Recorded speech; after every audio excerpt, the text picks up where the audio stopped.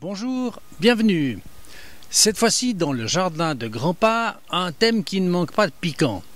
Les moustiques. Et oui, il suffit d'une certaine surface d'eau et une femelle moustique ou plusieurs sont venus pondre. Partons à la découverte de cet animal à la fois fascinant et intriguant. Dame moustique pond à la surface d'une eau stagnante. Ça peut être une petite flaque, mais même une soucoupe ou un bol.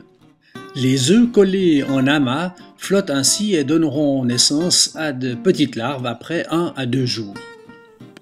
La larve, qui mesure d'abord 1 mm à peine, va subir 3 mues en une semaine et atteindra alors 12 mm. 2 enveloppes vides de mues abandonnées à la surface de l'eau. On se dit des fois que les moustiques, ça sert à rien. Mais non, c'est un maillon essentiel de la chaîne alimentaire. Les moustiques à tous les stades régalent une quantité incroyable de prédateurs, comme les tritons, les larves de libellules, les ditiques, les poissons, tout ça pour les larves et les nymphes. Autre utilité des larves de moustiques, filtre à eau. Pour se nourrir, la larve de moustique crée une sorte de courant d'eau. Ceci grâce à 2 éventails qui battent alternativement, recouverts de petits poils. Le courant créé dirige vers la bouche les petites particules en suspension dans l'eau. La larve retient ce qui est comestible et rejette ce qui ne l'est pas. Chaque larve peut filtrer 2 litres d'eau par jour. Waouh! À la moindre alerte, les larves descendent vers le fond en se contorsionnant.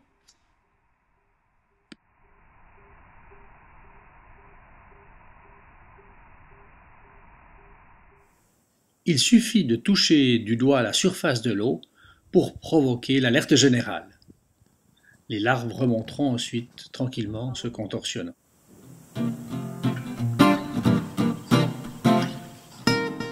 Vous voyez tout en haut ce petit tube, un peu comme un tuba de plongée, de snorkeling.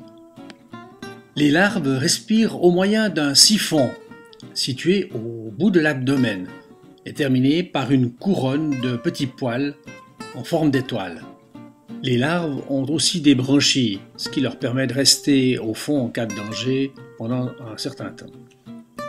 Ici en gros plan, le siphon en contact avec l'air de la surface.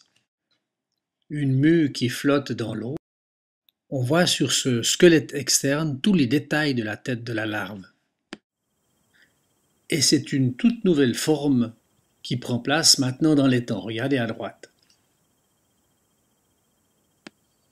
Vu de la surface, un corps plus renflé, un peu dodu, compact, avec 2 petites cornes.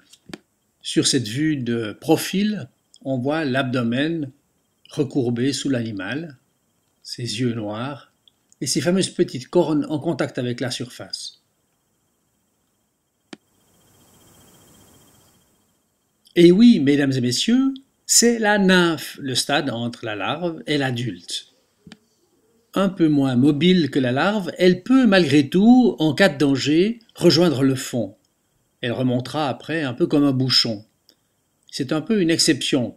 En effet, beaucoup de nymphes dans le monde des insectes sont totalement immobiles et peu capables de se défendre. Pendant 2-3 jours, les transformations sont incroyables. On devine là les pattes en transparence, toutes recroquevillées. La nymphe s'est remplie d'air.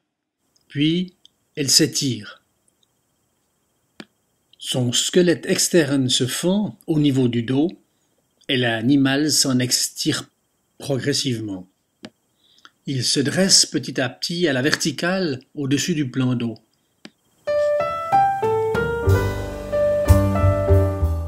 C'est un moment très délicat parce que l'animal est bien sûr très vulnérable. L'animal reste un moment au-dessus de l'enveloppe vide, attend que ses ailes s'étirent et durcissent, pour après enfin prendre son envol. Cette femelle, telle une patineuse gracieuse, reste comme suspendue sur la surface de l'eau. Une autre métamorphose vue d'avion, ici vue de profil.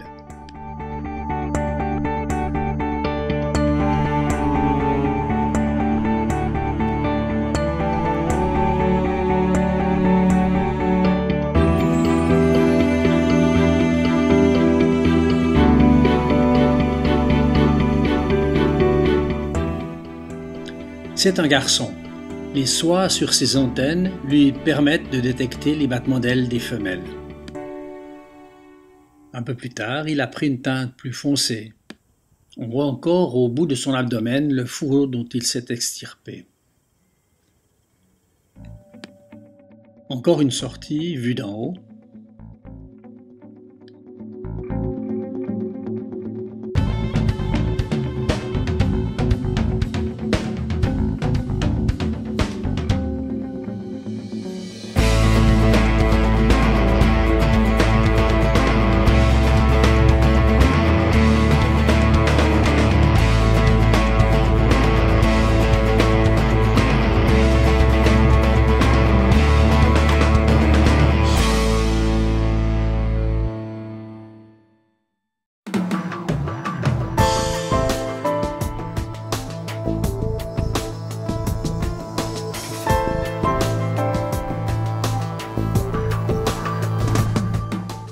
Celle-ci est une femelle, reconnaissable à ses antennes non plumeuses.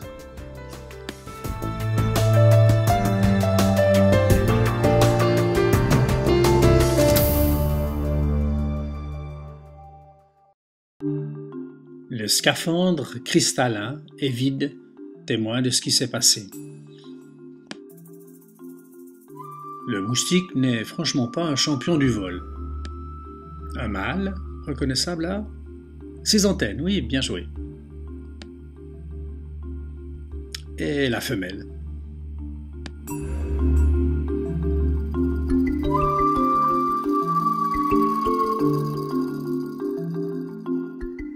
À part le fait de féconder la femelle moustique, le mâle ne ferait pas de mal à une mouche. Il est même utile puisqu'il participe activement à la pollinisation des plantes, butinant de fleur en fleur. Les pièces buccales de la femelle, de type piqueur-suceur, forment deux canaux, l'un pour injecter l'anticoagulant et l'autre pour aspirer le sang de ses victimes. Alors Madame Bush, on est prête pour sa petite prise de sang? Une pancarte à l'entrée d'un cimetière en Martinique. Dans les tropiques, certains moustiques sont vecteurs de maladies qui peuvent être mortelles. Chez nous, certaines plantes peuvent servir de barrière naturelle, de bons auxiliaires dans la lutte contre les moustiques, mais évidemment, ce n'est pas une efficacité à 100%. Elles répandent leur parfum naturel, les gênants. N'oublions pas le classique géranium ou la capucine. Après l'accouplement, la femelle pourra réaliser entre 1 et 4 pontes. Si elle n'a pas pu faire un repas de sang, elle déposera à la surface de l'eau un paquet de 20 œufs environ. Si par contre elle a eu la chance de piquer et de se gorger de sang, elle pourra déposer jusqu'à 200 œufs. Les moustiques sont mal aimés, mais nous avons vu qu'ils avaient leur utilité. On te reproche peut-être d'avoir un peu trop de piquant, voire d'énervé, mais je suis sûr que tu as aussi plein de qualités. Trouver une application pour les moustiques, je me suis un peu gratté la tête. Mon utilité sur cette planète? Utile aussi pour les autres? Tu peux lire la lettre de Paul à Philémon.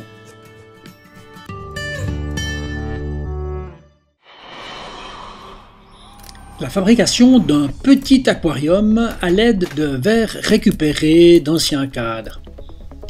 Alors d'abord pour les dimensions, il faut en raccourcir 2, contrôler que ça joue, on coupe avec un diamant, ça de nouveau il faut s'aider d'un adulte, attention de ne pas se couper, il faudra faire le deuxième, hop, c'est pas les vrais diamants, hein.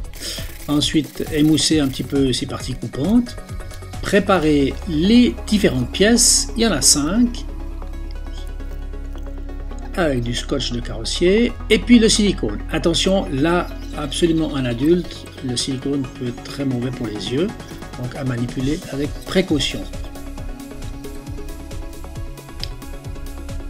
On le répand en ligne bien régulière, et ensuite on juxtapose les différentes pièces. Et voilà le travail. On l'assure avec un peu de scotch de carrossier. Et on va pouvoir lisser les joints de silicone à l'aide d'un peu d'eau savonneuse. Un peu de savon dans de l'eau. Et avec le doigt, on lisse comme ça les joints pour une parfaite étanchéité, et c'est plus joli. On peut par la suite enlever les bavures à l'aide d'un cutter ou d'une lame de rasoir. On peut l'utiliser pour un élevage de moustiques, pourquoi pas par exemple. Et si je récupère le cadre du petit tableau, je peux en faire un couvercle en mettant par exemple de la gaze ou du treillis et en faire ainsi un joli petit terrarium, pour les batraciens par exemple. Bon, je me demande si c'était vraiment une bonne idée de faire une émission sur les moustiques. Les haricots plantés à Pâques sont maintenant en fleurs. Qu'y a-t-il sous cette plaque de céramique? Le fameux formicarium. Et regardez, il a été colonisé de manière naturelle.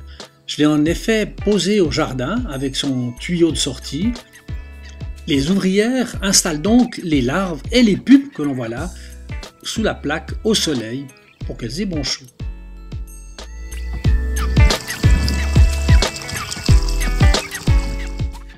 Il était temps de remettre chez eux les tritons.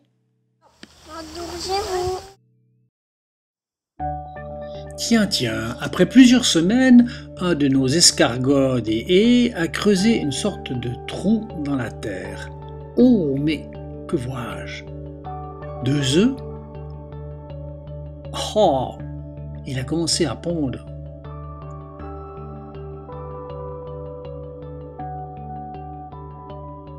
En voilà un nouveau.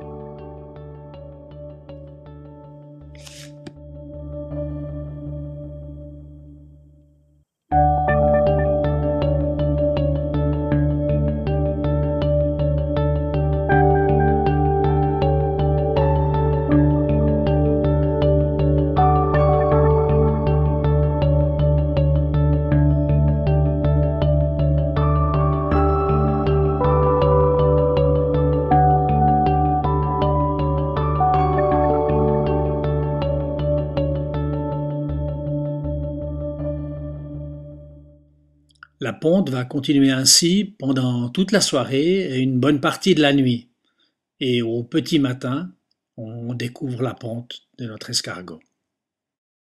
Merci à Liam pour son élevage d'escargots de Bourgogne et sa superbe photo de parade nuptiale.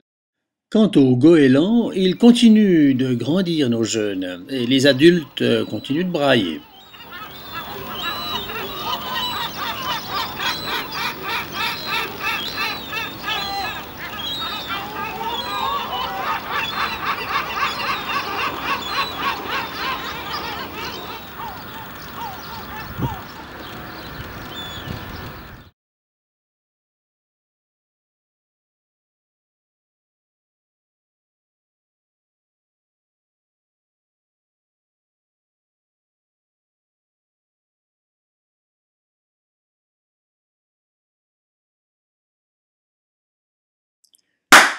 Aïe! Mais ça va pas à la tête!